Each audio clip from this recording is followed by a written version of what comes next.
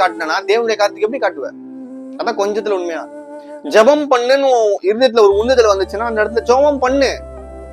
அப்ப நீ ஜெபம் பண்ற அந்த ஜெபம் தான் தேவன் அந்த ஜெபத்தை கேட்கிறப்ப, ஏன்னா உன் இருதயத்தை உணர்த்துவார். ஜெபம் பண்ணு மகனே, இவங்களுக்காக ஜெபம் பண்ணு, ஜெபம் பண்ணு, வேதத்தை வாசி. ஒரு உந்துதல் வருதுன்னா அது ஏதோ ஒரு ரீசன் இல்லாம வராது.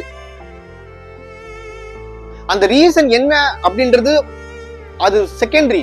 ஆனா ஒரு உந்துதல் வருதா ஜெபம் பண்ணு, ஒரு உந்துதல் வருதா பைபிள் வாசிக்கணும். நம்ம ஒரு தேவ சத்தத்தை கேட்கணும்னு ஆசைப்பட்டீங்கன்னா வேத வசனத்தை நீங்க வாசிங்க, வேத வசனத்தை கேளுங்க. கேட்கும் போது ஆண்டவர் உங்களோட கூட பேசுவார்.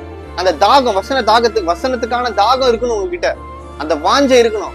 உலகத்துல ஒரு படம் வந்துச்சுன்னா அதை ஃபர்ஸ்ட் ஷோ வாங்கி பார்க்கணும்னு உங்களுக்கு அவ்வளவு பிரயாசப்படுறீங்களே, தேவனுடைய வசனத்தை கேட்கறது எந்த அளவுக்கு பிரயாசப்படுறீங்க?